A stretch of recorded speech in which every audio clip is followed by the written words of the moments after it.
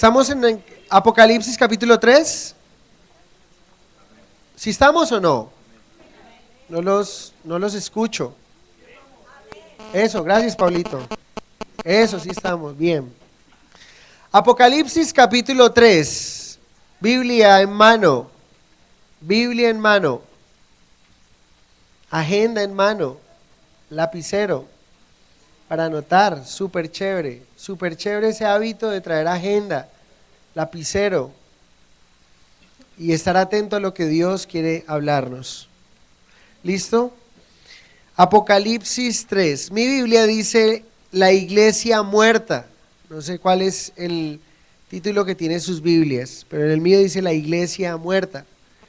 Escribe el ángel de la iglesia en Sardis: el que tiene los 7 espíritus de Dios y las 7 estrellas dice esto: yo conozco tus obras, que tienes nombre de que vives y estás muerto. Sé vigilante y afirma las otras cosas que están para morir, porque no he hallado tus obras perfectas delante de Dios. Acuérdate pues de lo que has recibido y oído, y guárdalo y arrepiéntete, pues si no velas, vendré sobre ti como ladrón, y no sabrás a qué hora vendré sobre ti. Pero tienes unas pocas personas en Sardis que no han manchado sus vestiduras y andarán conmigo en vestiduras blancas porque son dignas. El que venciere será vestido de vestiduras blancas, y no borraré su nombre del libro de la vida, y confesaré su nombre delante de mi Padre, delante de sus ángeles. El que tiene oído, oiga lo que el Espíritu dice a las iglesias. Padre, yo quiero agradecerte por que tú, Señor, has sido fiel y eres fiel y permaneces fiel. Señor, ayúdanos a ser fieles a ti y permanecer hasta el fin. Cada uno de estos mensajes tiene un reto, y ese reto es llegar a la meta, llegar hasta el final, Señor. Gracias por esta mañana, Dios. Gracias por bendecirnos, por cuidarnos, y te pido, Señor, que coloques en nosotros un corazón obediente delante de tu palabra y atentos a lo que tú hoy quieres mostrarnos. Yo te lo pido en el nombre de Jesús. Amén. Bueno, hemos visto hasta ahora 4 iglesias de las 7, hoy vamos a ver la número 5. Hemos visto la de Pérgamo, que fue la iglesia que dejó su primer amor, una iglesia llena de obras, trabajadora, pero dejó su primer amor. Jesús reta a todas estas iglesias, pero también da una promesa. ¿Cuál fue la promesa a la iglesia, a los creyentes que permanezcan fieles hasta el final de la iglesia de Pérgamo? Que les dará de comer del árbol de la vida. La iglesia de Esmirna se representa a la iglesia sufriente, la iglesia, el cristiano que sufre persecución por el Señor. Para esta iglesia no hay reprensión, pero hay unas promesas. Una es que Dios dará la corona de vida y no sufrirá daño de la muerte segunda, ¿sí? La iglesia de Pérgamo es la iglesia corrupta, la que tuvo matrimonio con el mundo, con el Estado. Esta iglesia, el Señor dice que le reprendió que retenían la doctrina de Balaam, ¿sí? El que quería poner tropiezo a los hijos del Señor. Y Dios le da una promesa a los creyentes fieles de esta iglesia, y es que les dará maná y una piedrecita, y con la piedrecita un nombre nuevo, que nadie sabe sino el que lo recibe. Y luego vimos la iglesia de Tiatira. La iglesia de Tiatira hay una palabra que la distingue. Esa iglesia era una iglesia tolerante con el pecado, ¿sí? Jezabel es la protagonista de esta iglesia. Vimos hace 8 días cómo una mujer con el espíritu de Jezabel, cómo una mujer con el carácter de Jezabel puede ser tan dañina, tan nociva, tan destructiva, no solamente para una iglesia, sino para una comunidad, para su propio hogar, ¿sí? Y veíamos cuán importante es que las mujeres puedan rendirse al señorío de Cristo. Y la iglesia de Sardis es la iglesia que corresponde hoy. Esta iglesia se considera por ser la iglesia dormida o casi muerta. En mi Biblia aparece como muerta, pero si ustedes se dan cuenta, dice que hay cosas que han muerto, pero que esté pilas porque hay cosas que están para morir, y el Señor lo exhorta a que vigile estas cosas. ¿Recuerdan ustedes que hemos hablado de 3 perspectivas con las cuales vemos este mensaje? La primera es que fue una iglesia que existió en la época del apóstol Juan.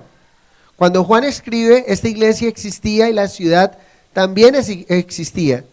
La segunda forma de verlo es que representa un periodo de la iglesia, del cristianismo, de la iglesia cristiana desde su inicio hasta nuestros días.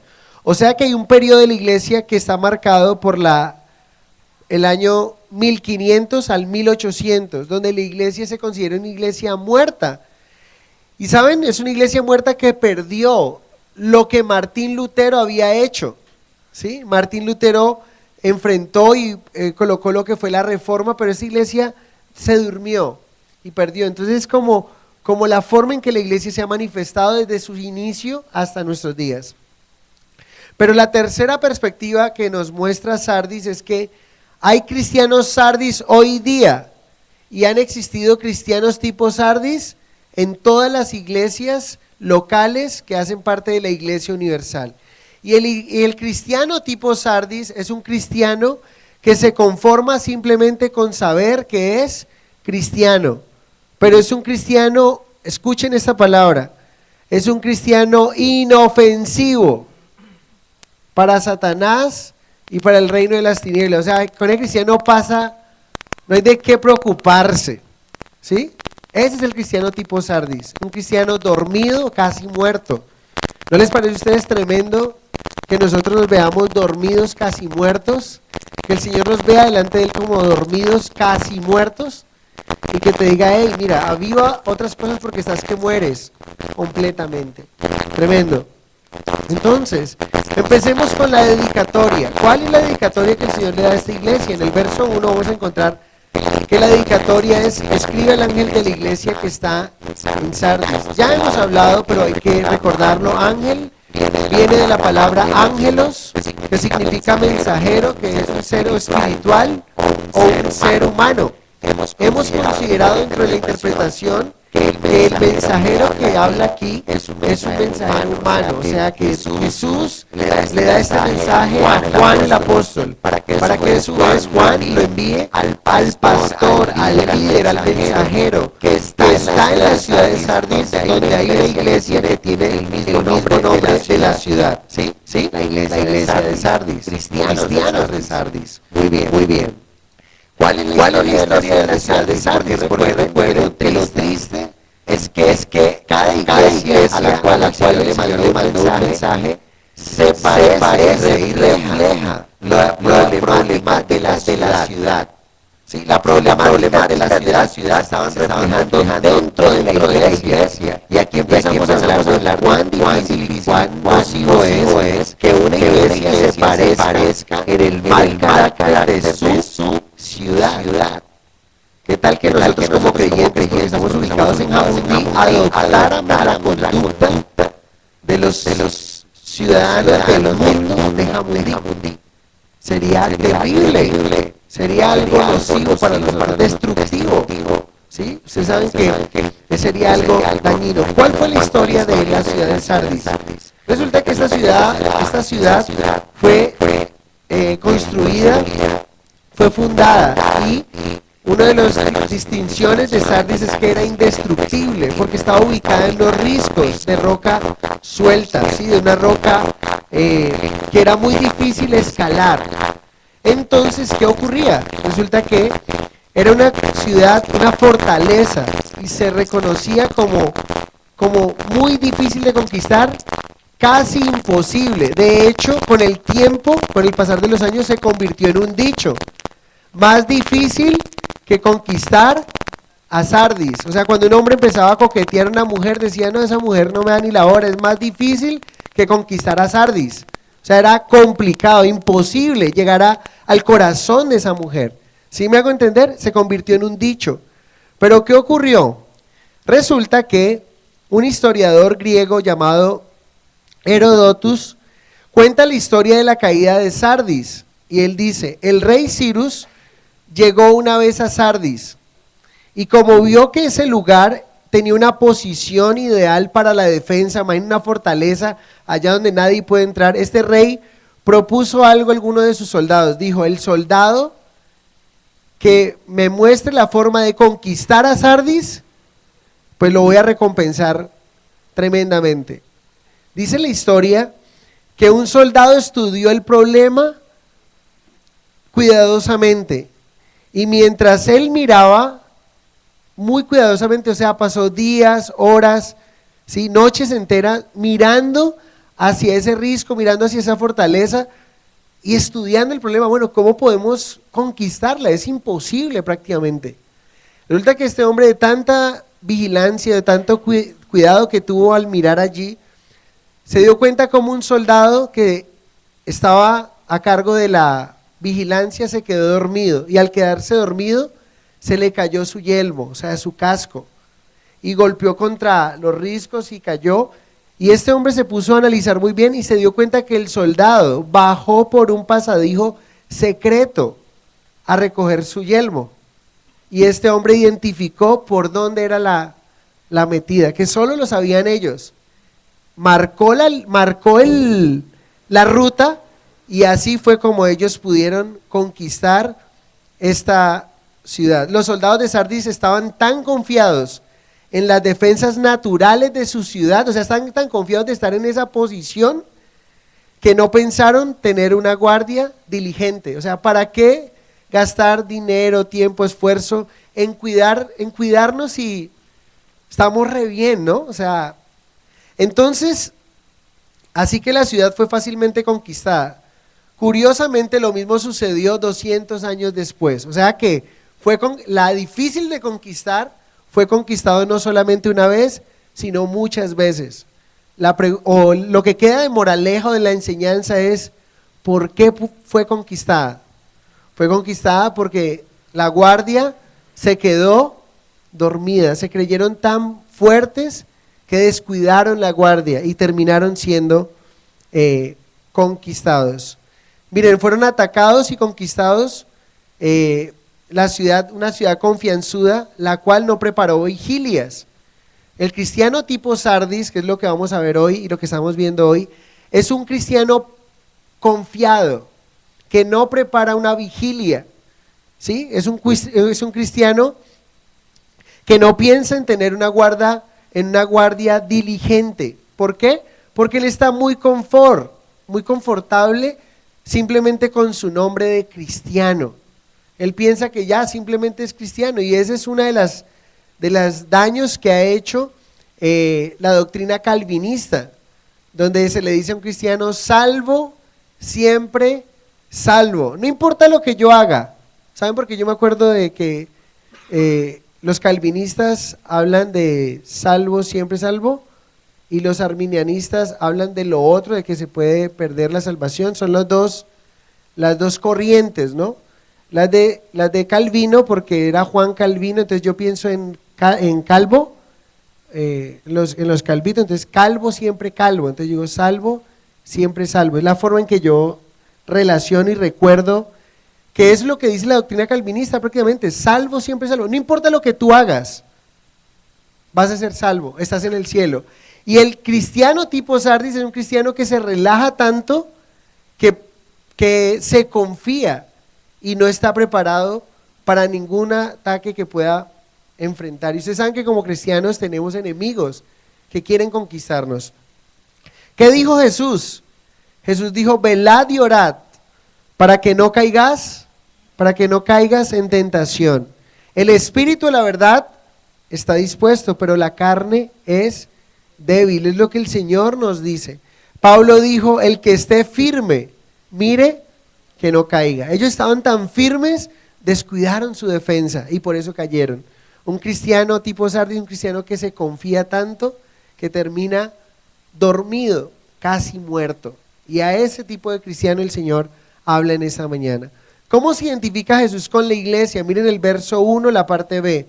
Dice: el que tiene los 7 espíritus de Dios y las 7 estrellas dice esto. ¿Cómo así que el que tiene los 7 espíritus de Dios? ¿Acaso existen 7 Espíritus Santos? La respuesta es no. Si ustedes se dan cuenta, allí lo que nos está diciendo, la palabra tiene 7 espíritus, es espíritu con minúscula, pero el 7 tiene de alguna manera que ver con la plenitud o lo completo, ¿sí? A tal punto que el maestro J. Vernon McGee dice, el número 7 tiene que ver con el pacto de Dios con Israel. El día de reposo, la circuncisión, la adoración se basan en el día séptimo. Miren, ¿por qué el 7 representa plenitud, completo? ¿Sí?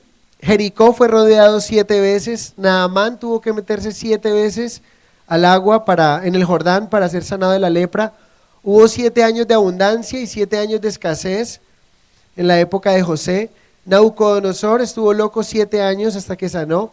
Hay 7 bienaventuranzas en el Sermón del Monte, 7 peticiones en el Padre Nuestro, 7 parábolas en el reino de Mateo, parábolas del reino de Mateo 13, 7 panes para alimentar la multitud. Jesús habló 7 veces desde la cruz, descansó Dios el día séptimo. ¿Qué les quiero decir con estos ejemplos del 7 que se repite en la Biblia? Que el 7 habla de la plenitud. Cuando Jesús se presenta en esta iglesia como el que tiene los 7 espíritus de Dios, se está presentando como aquel que tiene la plenitud de Dios en su persona. La plenitud del Espíritu Santo está en él. Y hay un pasaje que nos lo muestra más claro, y quiero que me acompañen a leerlo. Isaías capítulo 11. Isaías 11:1. Y necesito que contemos allí porque estamos hablando de 7 espíritus. Cada vez que encuentren espíritu con E mayúscula es el Espíritu Santo, espíritu con E minúscula, espíritu de hombre, espíritu, aún demonios también. ¿Listo? Dice allí Isaías 11:1, saldrá una vara del tronco de Isaí, y un vástago retoñará de sus raíces, y reposará sobre él el espíritu de Jehová. O sea, la plenitud de Dios reposaría sobre él. Ojo aquí, recuerden algo. ¿De quién habla el pasaje? De Jesús. Jesús, el Mesías, quien nació del linaje de David. Recuerden que Isaí fue el padre de David, en quien habita la plenitud del Espíritu Santo. Vamos a contar los espíritus que están allí. Sí, o sea, ese espíritu de Jehová que iba a posar en la vida de Jesús está manifestado en espíritu de sabiduría y de inteligencia, espíritu de consejo, 3, y de poder, 4, espíritu de conocimiento, 5, y de temor del Señor, 6. Verso 3, y le hará entender diligente en el temor de Jehová. No juzgará según la vista de sus ojos, ni arguirá por lo que oigan sus oídos, sino que juzgará con justicia a los pobres, y arguirá con equidad por los mansos de la tierra, y herirá a la tierra con la vara de su boca. ¿Y con qué? Con el espíritu de sus labios matará al impío. Está hablando de 7 espíritus ahí, ¿lo notan o no?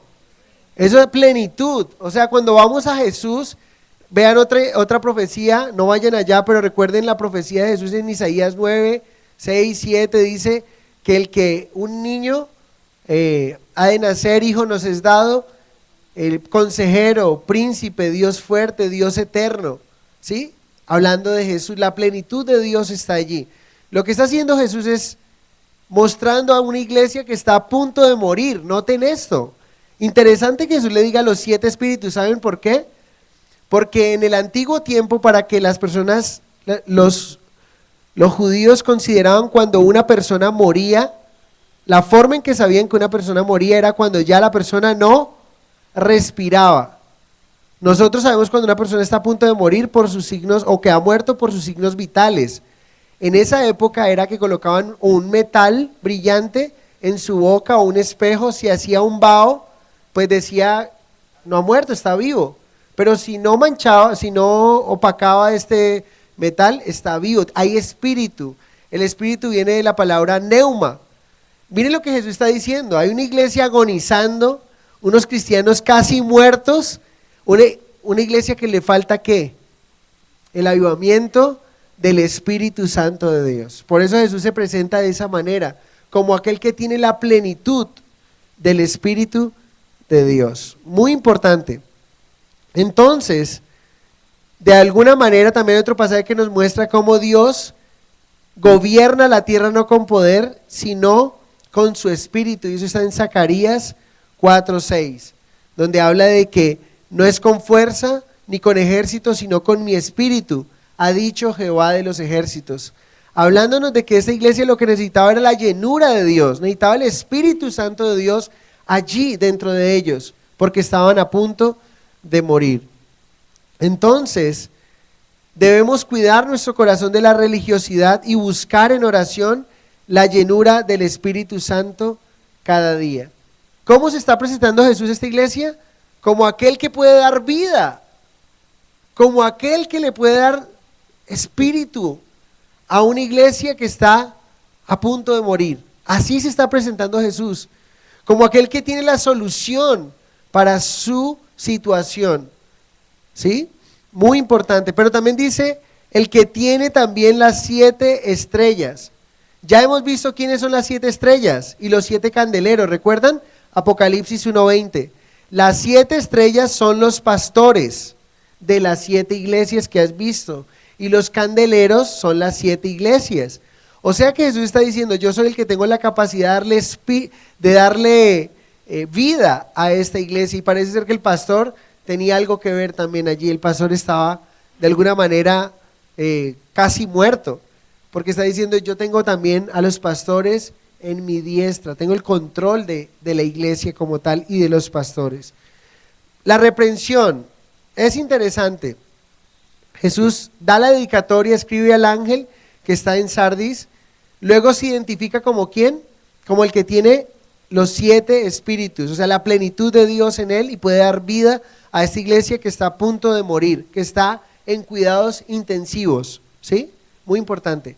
Pero miren la reprensión, aquí cambia la estructura del mensaje. Ustedes se han dado cuenta que el mensaje de las iglesias de Apocalipsis tiene una estructura, tiene una dedicatoria, tiene también de alguna manera una identificación. ¿Cómo se identifica Jesús con la iglesia? Tiene un reconocimiento. La única que no tiene reconocimiento es la de la Odisea, que lo veremos más adelante. También tiene una reprensión, tiene reto final, ¿sí? Pero si ustedes se dan cuenta, esta iglesia inicia no con el reconocimiento como todas las demás, sino que inicia con la reprensión. ¿Y saben qué es lo peor de esta iglesia? Que dentro de la reprensión, mientras para las otras el reconocimiento estaba en sus obras, en esta la reprensión está dentro de sus obras. ¿Sí? No sé si me estoy haciendo entender. Para las otras el reconocimiento era lo que hacía, obras. Para esta, dentro de la reprensión, son sus obras. Miren lo que dice ahí. Yo conozco tus obras, que tienes nombre de que vives y estás muerto. Era una iglesia como la higuera en la historia de Jesús.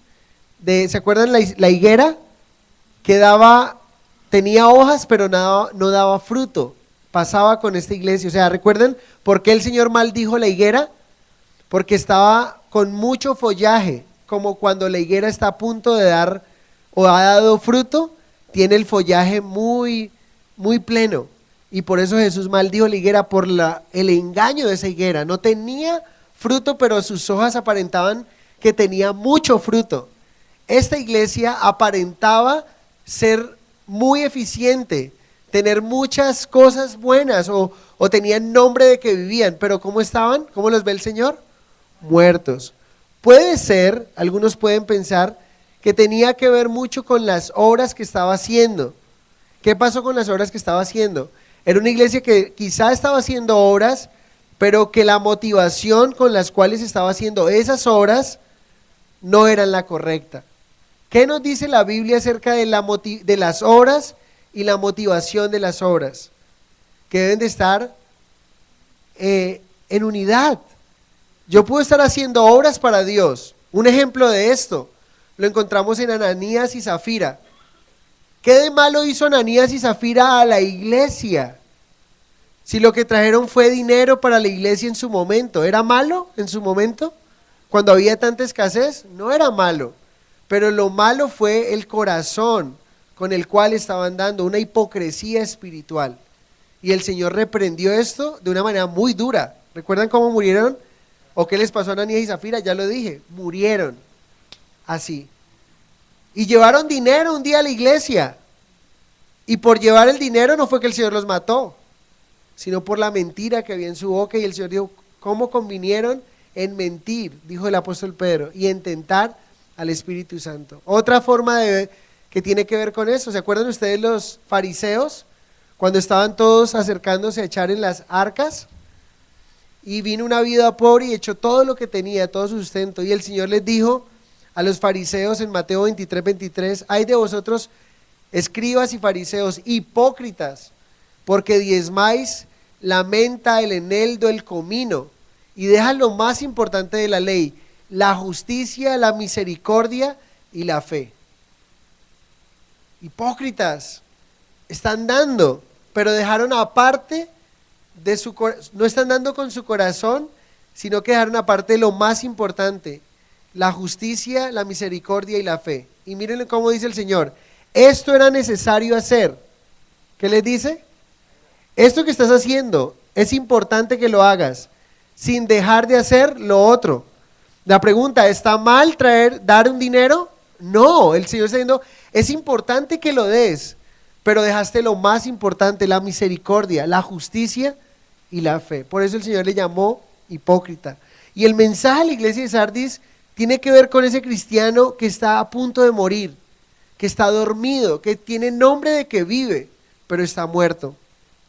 La Biblia en todo su contexto nos anima a hacer lo correcto con la motivación correcta. Acuérdense qué pasó con Caín. Dio una ofrenda, pero realmente, ¿qué ocurrió también?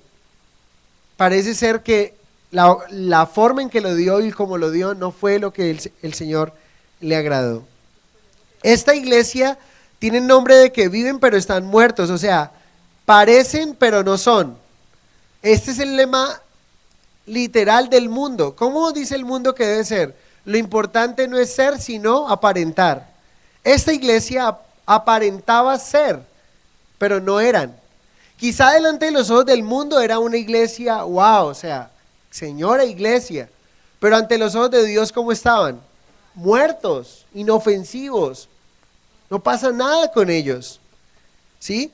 Entonces, este mensaje habla de cómo la iglesia había llegado a la misma decadencia en la que se encontraba la ciudad. Interesante, recuerden, la ciudad tuvo una decadencia tremenda, a tal punto de que esta ciudad de Sardis fue una ciudad muy rica. Pero ¿saben qué pasó? Pasaba un río, pasaba por el medio de la ciudad donde ellos extraían oro. Y esto los hizo ricos, pero recuerden que el oro es un recurso no renovable. Tú sacas oro hasta que llega un momento donde ya no puedes sacar más oro de ahí. ¿Estamos o no? Pero entonces resulta que esta iglesia se ufanaba de lo que fue, de su gloria pasada. Yo recuerdo cuando iba y oraba por los enfermos. Yo recuerdo, recuerden, es la problemática de la ciudad. ¿Cuál era el problema de la ciudad? Estaba pobre y decadente, pero fue alguien. ¿Saben cómo se me vino a mi mente? ¿Han ustedes visitado algunas de esos lugares que fueron fincas de los antiguos narcotraficantes? Que uno dice, ¿cómo le llaman a eso? Como que dice, esta finca tuvo sus añitos, o tuvo su época. Su cuarto de oro, uno la ve y dice, y es más, por la estructura uno dice, esto tuvo que haber sido, o sea, un palacio. Claro, porque no hay ya ahorita cómo mantenerlo y todo, se ve decadente y muchas ya han muerto, otras están a punto de morir. Hay cristianos así, un día brillaron, ¿sí? Un día fueron alguien delante de Dios y aún de los demonios. Y miren cuando les digo de los demonios, ¿por qué? ¿Se acuerdan los hijos del tal Exeba que un día fueron a sacar a los demonios? Y en el nombre del Dios que predica Pablo. Y dice, a Pablo conozco, a Jesús también lo conozco, pero ustedes ¿quiénes son? Y dice que se avalancharon esos demonios que tenía este hombre endemoniados y le dio una tunda a esos hombres que los mandó desnudos para su casa. Tremendo. Entonces, alguna vez quizá fuimos alguien, ¿sí? Y digo en el sentido de orábamos. Yo recuerden, glorias pasadas. Recuerdo cuando predicaba, cuando iba a los parques y hablaba y la gente escuchaba. Y muchos se arrepintieron y creyeron en Jesús. Sí, ¿y tú? ¿Ahora qué? ¿Dónde estás? Tremendo. Y hay muchos cristianos que tienen nombre de vivos, hablan con gran propiedad de lo que ellos sabían de la Biblia, acerca de lo que habían aprendido de la Biblia. ¿En qué término estoy hablando? ¿En qué verbo estoy hablando? Pasado. De lo que fui, pero lo que no soy. Y si ustedes se dan cuenta, los 7 mensajes a las iglesias del Apocalipsis, ¿de qué hablan? Un mensaje de retener lo que tiene hasta que llegues a la meta. De nada te va a servir todo lo que hiciste si faltando algo para llegar a la meta, abandonas la carrera. Esta carrera de la fe, de nada te sirve. Necesitas llegar hasta el final. Entonces, ¿cómo son representadas las glorias pasadas en las ciudades? Estatuas. Ese es, cuando usted ve una estatua, usted le dice, wow, a este hombre fue un prócer de la patria. ¿Sí o no? Y uno puede ver y dice, es algo majestuoso, pero tú te acercas muy bien y puedes tocar y ¿cómo está? No hay espíritu dentro de esa estatua, está muerta. Muchos cristianos, el cristiano tipo Sardis es aquel que hace estatua de lo que fue, pero hoy día está muriendo, está en un estado decadente, casi a punto de extinguirse, de morir, ¿sí? Alguien dijo que la iglesia de Sardis era como un museo en el que se exhiben animales disecados en su hábitat natural. Todo parece estar normal, pero nada está vivo. Increíble, ¿no? Un cristiano así. Un animal disecado en su hábitat natural. Todo parece normal, pero nada está vivo dentro de ese cristiano. El pecado fue el que estaba matando a la iglesia de Sardis. No debemos tener la impresión de que Sardis de alguna manera fue un asunto de difunto, con el edificio destruido, los miembros dispersos y un pastor listo para renunciar. Porque uno pensaría eso, ¿no? Esa es la imagen que uno haría. Era una iglesia quizá ocupada con reuniones cada noche, los comités abundaban, todo estaba en movimiento, promoción, publicidad, con algo sucediendo todo el tiempo. Tenían reputación de estar viva, bien despierta, ¿sí? Pero ¿cómo estaba? Muerta, es lo que el Señor dice. Alguien dijo también lo siguiente de la iglesia de Sardis. La iglesia de Sardis era un modelo perfecto. La iglesia de Sardis estaba en paz, pero era la paz de los muertos. Es muy diferente a tener la paz de Dios, a tener la paz de los muertos, ¿sí o no? Algo funesto es muy terrible. Hay paz, pero algo funesto es terrible. La paz que Dios quiere darnos es aquella que sobrepasa todo entendimiento, pero aquellos que seguimos caminando en Él. La iglesia de Sardis era un modelo perfecto de un cristianismo inofensivo, o sea, no hacía daño absolutamente a nadie. No es un cristiano eficaz, eficiente, que está activo en el ejército del Señor, sino un cristiano que ya está en retiro, sí, pero un retiro muy triste, muy triste. Vamos a ver la advertencia que Jesús da a esta iglesia, verso 2 al verso 3. Sé vigilante y afirma las otras cosas que están para morir, porque no he hallado tus obras perfectas delante de Dios. ¿Sí? ¿Sí notan el mensaje? Porque mientras para las otras iglesias las obras eran sinónimo de reconocimiento, para esta iglesia sus mismas obras son sinónimo de reprensión. O sea, no estaban haciendo lo que el Señor quería que hicieran. Entonces las iglesias quizás las obras no habían llegado a la medida del estándar de Dios. Dios quería que esta iglesia de alguna manera afirmara las cosas que estaban para morir. ¿Cuáles son las señales de peligro que indican que una persona está muriendo? ¿Cuáles son las señales que nos indican que una persona está a punto de morir? Sí, sus signos vitales, ¿no? Ahí se puede ver si una persona está a punto de morir. Pero ¿saben cuáles son los signos vitales de una iglesia que pueden mostrar que es una iglesia que está a punto de morir. ¿Saben? Cuando está satisfecha en descansar en glorias pasadas, es una iglesia que está a punto de morir. Cuando está más preocupada en la forma litúrgica que en la realidad espiritual, es una iglesia que puede estar a punto de morir también. Cuando es una iglesia que se centra en remediar las enfermedades sociales en vez de cambiar el corazón de las personas mediante la predicación del evangelio. Y eso es algo que en Capilla tenemos muy en cuenta. Vamos a la cárcel, chévere. Vamos a los parques, bacano. Vamos a lugares donde hay necesidad, lindo. Pero recordamos que podemos llevar ropa, alimentos, juguetes, pero recordamos que lo más importante que podemos dar es que el mensaje de salvación. La camisa se desgasta, se rompe y ya no sirve más para nada, hay que botarla. Pero el mensaje de Dios permanece para siempre. Una iglesia tipo Sardis es ya la iglesia que se convirtió en una iglesia social, donde está enfocada en lo social, en cómo poder ayudar a las personas socialmente, pero no cómo ayudarlos espiritualmente, que es lo que el Señor quiere que hagamos. Es una iglesia que se preocupa más por las cosas materiales que por las espirituales, que llevan a la gente a enfocarse más en lo material que en lo mismo espiritual, contradiciendo el mensaje del Señor. El Señor dice que donde está nuestro tesoro, allí estará nuestro corazón. Y el Señor lo dijo tan claro, dijo, no hagan riquezas donde la polilla, el orín corroen y dañan, donde los ladrones minan y hurtan. Hagamos riquezas ¿dónde? En el cielo. Cuando alguien está dando un mensaje de que debemos hacer cuanta riqueza usted pueda aquí en la tierra, aún este mensaje, ¿qué pensarían ustedes si alguien le dice a usted, mire, haga cuanta riqueza usted pueda aquí en la tierra mientras la haga honestamente? ¿Creen ustedes que es un buen consejo? Suena bien, pero no es un buen consejo. ¿Sabe por qué? Haga todo el dinero que usted pueda en esta tierra, mientras lo haga honestamente.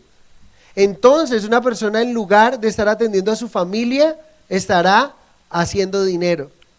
Entonces una persona, en lugar de congregarse, ¿qué estará haciendo? Dinero, cuanto más sea necesario. ¿Y terminará enamorado de qué? Del dinero, y raíz de todos los males es el amor al dinero. Aunque suena bien, no, es que es honestamente. Lo puedo hacer honestamente, pero estoy dejando una cantidad de prioridades que son importantes en esta tierra. ¿Sí? Tremendo, ¿no? Entonces, una iglesia que es tipo Sardis es una iglesia que pierde su convicción de que cada palabra de la Biblia es la palabra de Dios. Así, ahí sí, apague y vámonos. No hay nada más que hacer con una iglesia así. Cuando una iglesia pierde su convicción de que cada palabra de la Biblia, ojo, cada palabra que estamos leyendo en esta mañana de la Biblia es la palabra de Dios, una iglesia que pierde la convicción de esto es una iglesia que está a punto de morir y ya está, algunos ya han muerto. El Señor los llama a vigilar, verso 2. Sé vigilante. ¿Qué significa la palabra vigilante?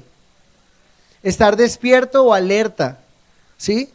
Sardis, recuerden, la difícil de conquistar, fue conquistada varias ocasiones debido a que la guardia se confió, se relajó y literalmente se quedó dormida. El guardia se quedó dormido, se le cayó su yelmo y allí cuando lo fue a recoger no percató que había un enemigo que estaba pendiente. ¿Cómo era que se entraba a ese lugar? Y Sardis, la difícil de conquistar, fue conquistada muchas veces según la historia. Entonces, hay muchos cristianos que están muy cómodos, dormidos en su vida cristiana sin compromiso. Algunos teniendo compañerismo con el mundo, diciendo yo nunca perderé mi salvación, haga lo que haga, ¿de qué me preocupo? ¿Qué dice Jesús? Sean vigilantes. ¿Por qué? Porque al igual que Sardis tenemos enemigos que desean conquistarnos. Sardis tenía un enemigo que quería conquistarla. Nosotros tenemos enemigos que quieren conquistar nuestro corazón. ¿Cómo se llaman esos enemigos? El diablo, el mundo y la carne. Pero saben, al igual que ese enemigo que estuvo vigilante, al acecho, mirando a esa persona, mirando a ese soldado que se quedó dormido y pudo mostrarle cuál era la entrada y la ciudad fue conquistada, tenemos enemigos que nos observan todo el tiempo Compartía Jorge en esos días en la reunión de hombres una experiencia muy chévere de cómo alguien le decía algo acerca de su vida. Esta persona le decía, ¿sabes qué? He estado observándote durante semanas, ¿sí? Y le preguntó, ¿tú eres cristiano? ¿A qué iglesia vas? Porque te he estado escuchando, he estado mirando, te he estado observando. O sea, ¿cómo hace la gente cómo hace el mundo, el diablo? Están mirándonos. Quizá no digan nada, pero están pendientes de nosotros. Y saben, el enemigo está atento de nosotros cuando mostramos una puerta abierta para destruirnos, cuando estamos dormidos. Y por eso el Señor llama a despertar. Miren lo que dice, acompáñenme a leer Efesios 5:14.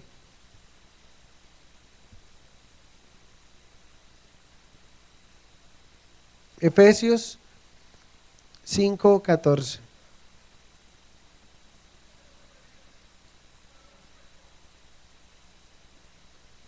¿Estamos? Efesios 5:14, miren lo que nos llama el Señor a través del apóstol Pablo a la iglesia de los Efesios. Dice, por lo cual dice, despiértate tú que duermes y levántate de los muertos y te alumbrará Cristo. Mirad pues con diligencia cómo andéis, no como necios, sino como sabios, aprovechando bien el tiempo porque los días son malos. ¿Cómo debemos de vivir nosotros como creyentes? Aprovechando el tiempo, redimiendo el tiempo, porque los días, hermanos, hermanas, no son buenos, cada vez son malos. Verso 17, por tanto, no seáis insensatos, sino entendidos de cuál sea la voluntad del Señor. No os embriaguemos con vino, en lo cual hay disolución, antes bien, sed llenos del Espíritu. Miren aquí, una iglesia que Pablo está diciendo, despiértate y te alumbrará Cristo. Y una forma de dormir es una forma de empezar a coquetear con el mundo, ¿sí? El cristiano tipo Sardis, el Señor se le presenta como el que tiene los 7 espíritus de Dios, te dice esto. O sea, estás a punto de morir, no tienes espíritu, yo puedo darte de mi espíritu, es lo que está diciendo. Y Pablo le dice a esta iglesia, tú que duermes, despiértate, ¿sí? Y no duermas viviendo como el mundo vive. No celebres como el mundo celebra. No te embriagues con vino, en lo cual hay disolución. Detrás del vino, ¿qué hay? Pleitos. Sí, está la esposa que se enoja con el esposo porque toma mucho. Pero todos tienen excusa. ¿Por qué hacen lo que hacen? ¿Sí? Todos tienen excusa de hacer lo que hacen. Un hombre una vez dice que tomaba tanto que le preguntaron que por qué tomaba tanto. Y él dijo, tomo porque mi esposa no hace sino darme cantaleta y cantaleta. Y le preguntaron a la esposa, ¿y usted por qué le da tanta cantaleta a él? Y dice, porque él no se la pasa sino bebiendo y bebiendo. Cada quien busca a quién echarle la culpa. Pero nosotros tenemos que mirarnos a nosotros mismos cada uno, como creyentes. Como creyentes tenemos que mirarnos y decir, ¿qué área de mi vida está dormida? ¿Sí? ¿Qué área de mi cuerpo? ¿Han sentido cuando una pierna se les queda dormida? ¿Sí o no? No hay movimiento, no hay circulación, no hay irrigación, ¿sí o no, doctor? No hay irrigación, entonces ¿qué empieza a ocurrir con ese miembro? ¿Y qué pasa con mi cuerpo si hay partes de mi cuerpo dormidos? No va a funcionar igual que estar todo mi cuerpo irrigado y funcionando. Es lo que el Señor está diciendo a esta iglesia y nos lo habla personalmente, pero nos lo habla como iglesia también. Despiértate tú que duermes, aprovechemos el tiempo. Y le llama a recordar, verso 3 ahí, acuérdate pues de donde has recibido oído y guárdalo.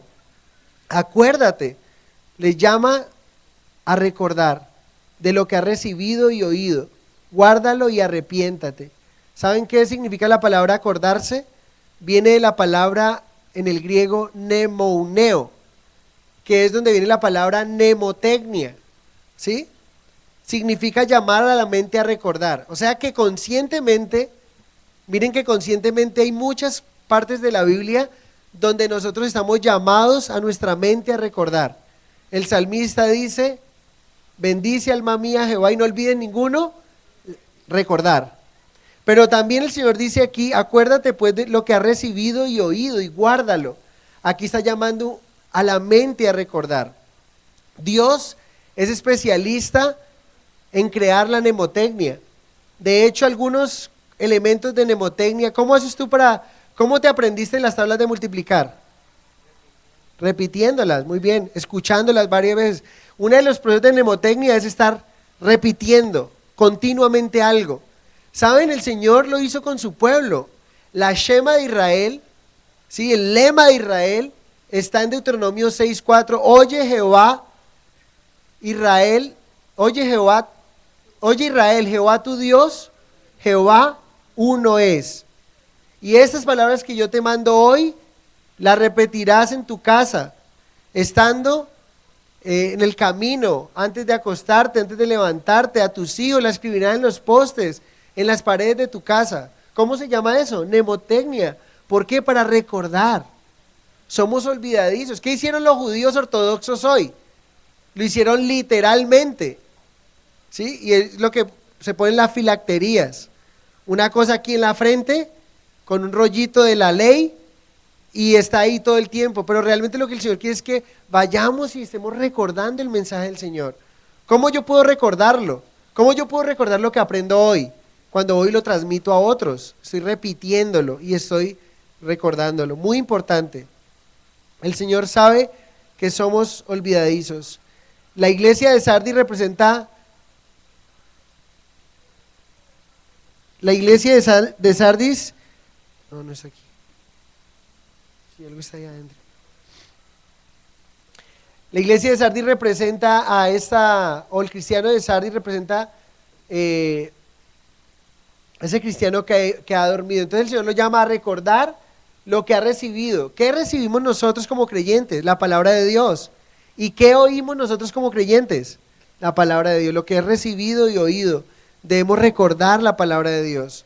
Y saben, una de las obras del Espíritu Santo es recordarte lo que has aprendido de la Biblia. Cuando tú estás a punto de pecar en una tentación, ¿qué viene a tu mente? Por el Espíritu Santo. Sabes que algo es malo porque el Espíritu Santo recuerda que hay algo en la Biblia que dice que eso es incorrecto.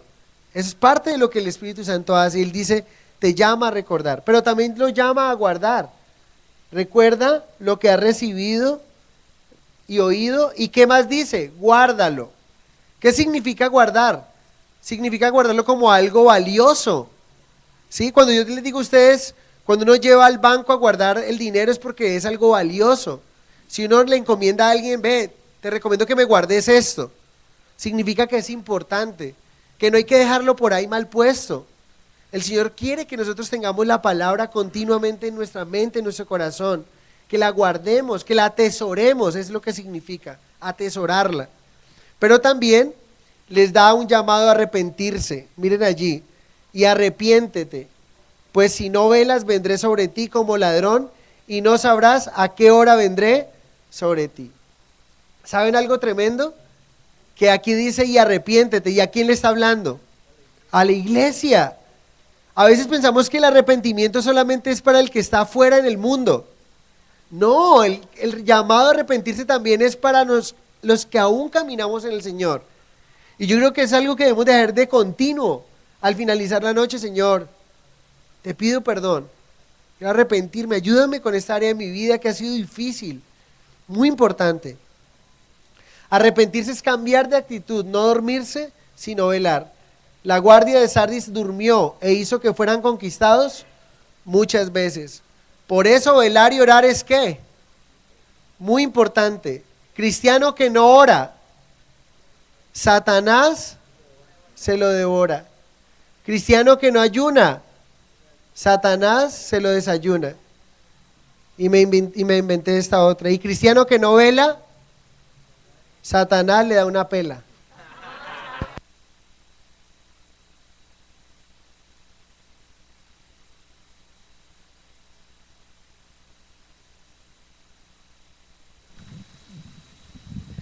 ¿Y saben por qué le da una pela?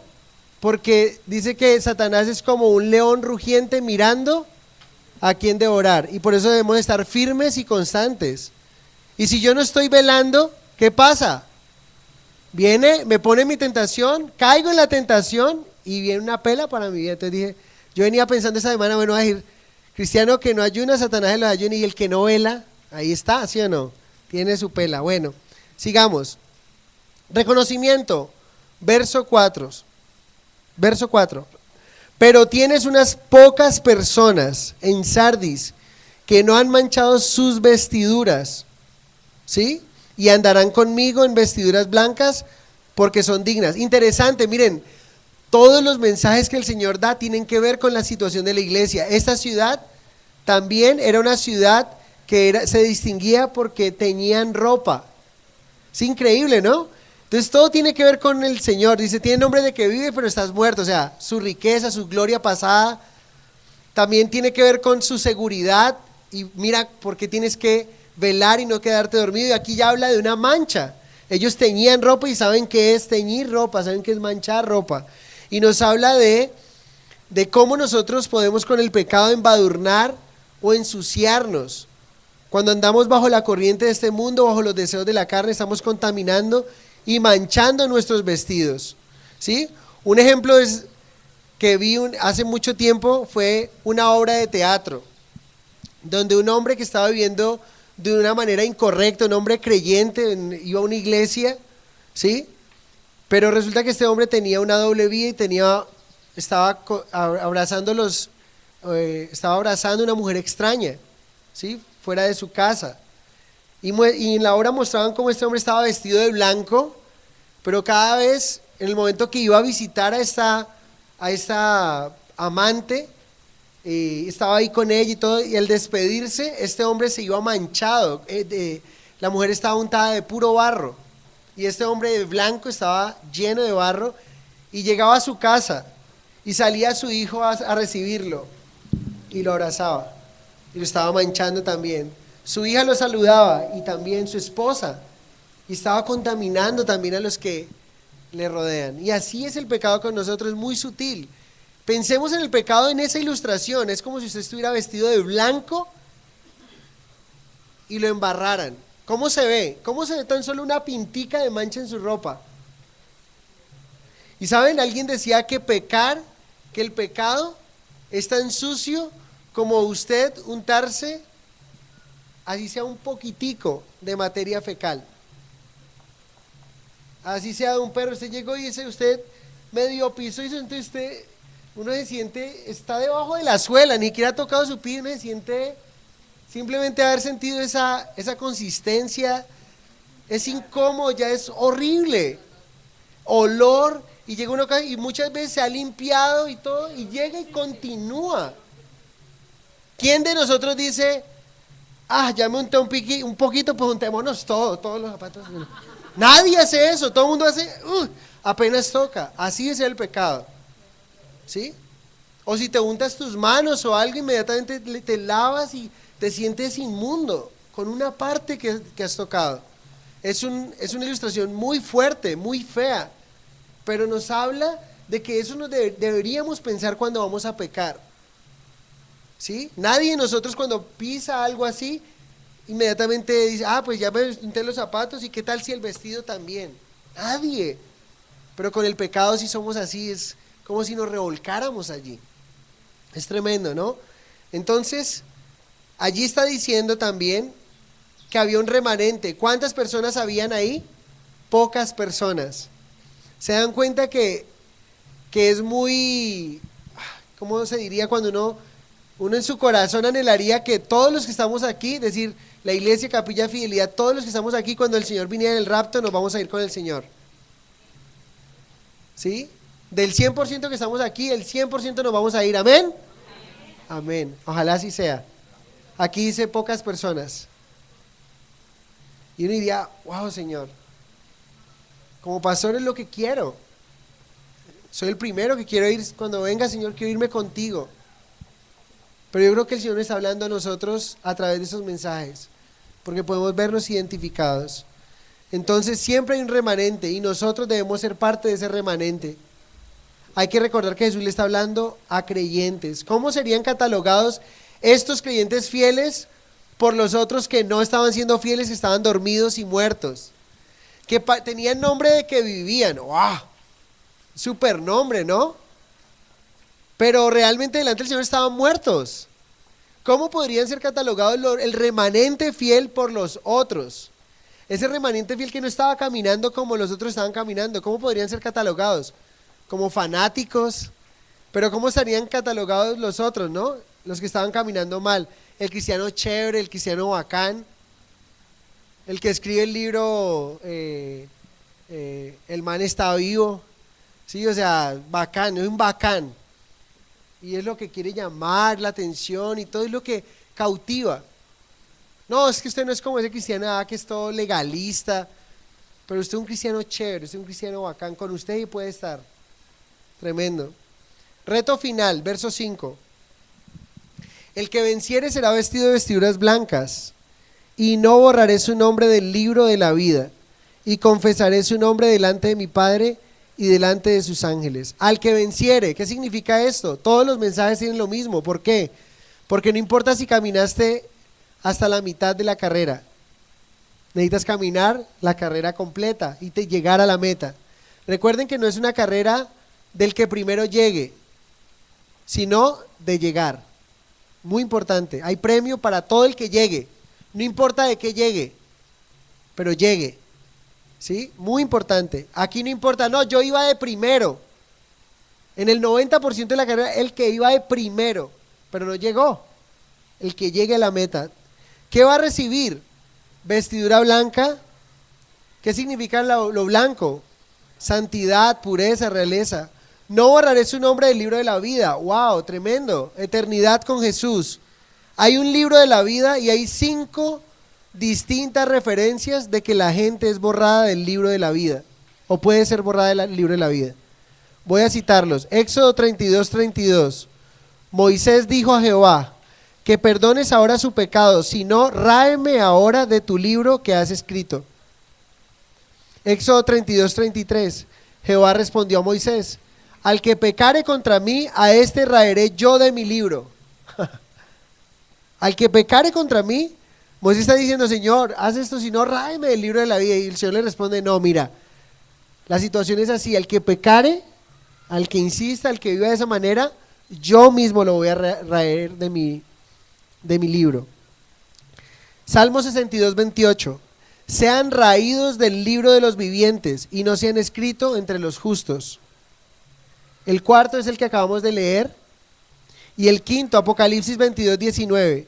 Si alguno quitare las palabras del libro de esta profecía, Dios quitará su parte del libro de la vida y de la santa ciudad y de las cosas que están escritas en este libro. ¿Saben? Habla de un hombre que puede ser borrado del libro de la vida. No voy a decir palabras que el pastor Javier ha enseñado, no llames ganar o perder, porque la salvación no se gana ni se pierde, no dice, pero la salvación se recibe por fe, ¿sí o no? Pero miren acá, un buen ejemplo de cómo debemos tomar la advertencia seriamente es la vida de un hombre llamado Charles Templeton. Hace una generación él estaba bien envuelto en los fundamentos de Juventud por Cristo e impactó a la nación para Jesús. Muchas personas recibían a Jesús en sus reuniones y él estaba asociado con Billy Graham. ¿Hemos escuchado a Billy Graham? Un evangelista tremendo. Pero recientemente él escribió un libro en donde él totalmente denuncia su creencia en Cristo Jesús. ¿Sí? Charles Templeton denuncia y dice... denuncia aún en su creencia en Dios y dice que él es ateo y denuncia en sus primeras confesiones de fe y a través de su libro quiere rescatar a las personas que él una vez trajo a Jesús. A través de su libro ahorita como ateo, él quiere atraer a esas personas de las que les compartió una vez y se salvaron y quiere sacarlos de ahí del lugar donde ellos están. Entonces, obviamente este hombre en su estado apóstata actual no va a ir al cielo.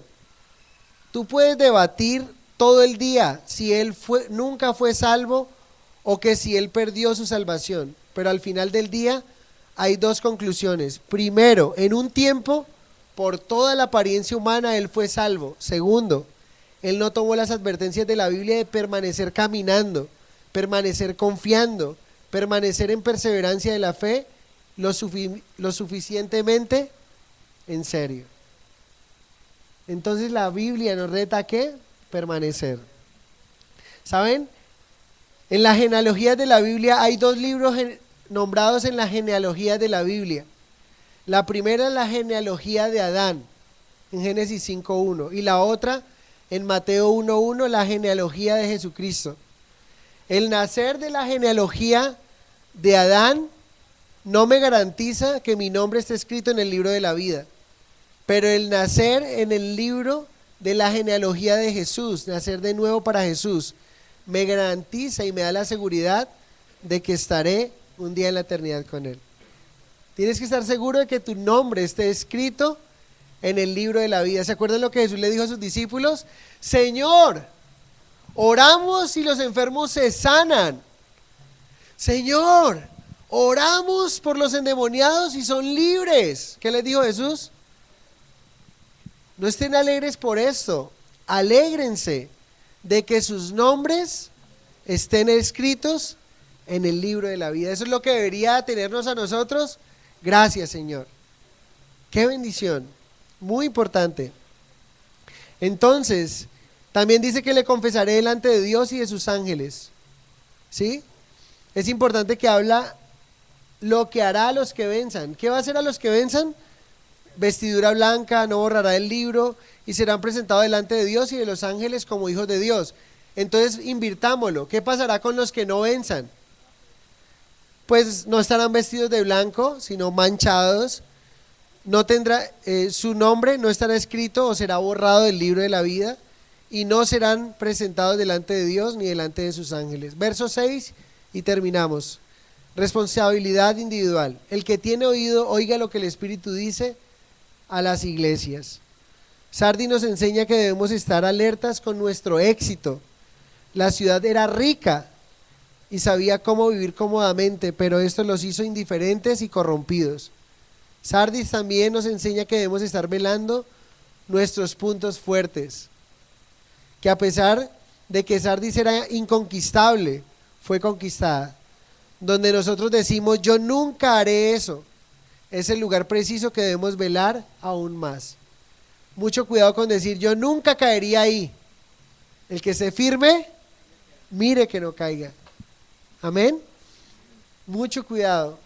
Oremos. Acabamos de hacer un anuncio que va muy de acorde, muy de la mano con lo que el Señor acaba de decir. Vienen anuncios para nuestra iglesia de oración, tiempos, espacios de oración, de vigilia, de ayuno. El Señor lo mandó, no lo manda el pastor Hernando, nos mandó a orar, a vigilar. Esta carne es débil. El espíritu quiere agradar al Señor tremendamente, pero esta carne es débil. Y Satanás sabe cómo puede atacarnos. Padre, te damos gracias, Señor. Queremos agradecerte en esta mañana.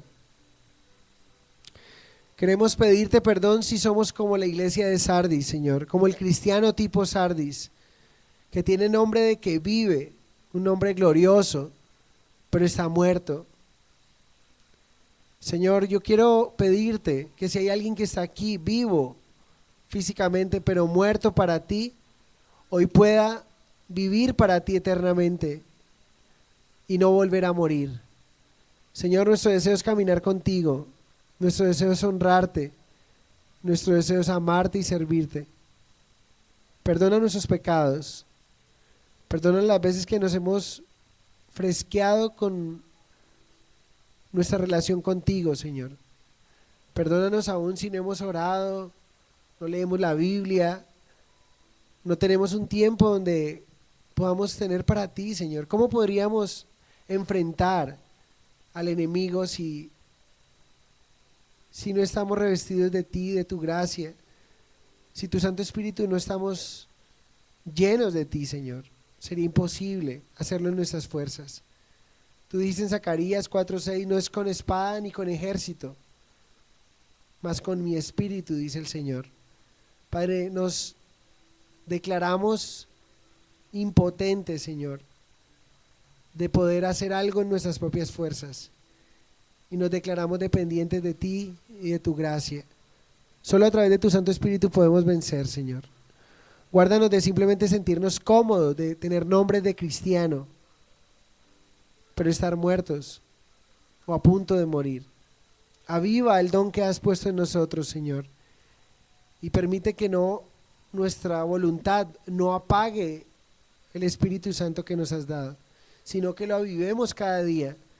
Y sabemos que la mejor forma de hacerlo, Señor, es poniendo ese combustible, Señor. Así como un fuego se apaga sin combustible, la forma de no apagar tu Santo Espíritu en nosotros es colocando ese combustible que es la oración, la perseverancia en caminar contigo, Señor. Te amamos, Padre. Te damos gracias, Señor. Y ayúdanos a cuidar y a guardar, a atesorar lo que hemos escuchado, lo que hemos recibido, lo que hemos aprendido, Señor. Ayúdanos a atesorarlo. Te lo pedimos todo en el nombre de Jesús. Señor, en esta mañana también nos disponemos a agradecerte por los diezmos, las ofrendas que tú permites que traigamos delante de ti. Gracias por proveernos, gracias por cuidarnos, gracias por darnos el pan necesario de cada día, Señor. Gracias por la bendición que das a nuestra casa. Queremos honrarte, queremos bendecirte y amarte, Señor. Te amamos, te bendecimos y te adoramos y presentamos delante de ti de lo mucho que tú nos das, Señor, esta ofrenda, este diezmo con todo nuestro corazón. En el nombre de Jesús te he orado y te doy muchas gracias. Amén y amén. Hermanos, si han guardado sus diezmos ofrendas, está la alfolía al final y recuerden tener una semana feliz. Colóquense en pie un momentico, vamos a orar por cumpleañeros de esta semanita. Ven, Sandra. Sandra cumplió años el viernes 5 de diciembre. Carmen, ven para acá, Carmencita. Carmen cumplió esta semana también. ¿Cuándo? El viernes 5, vean. Chévere. ¿Y quién más cumplió esta semana?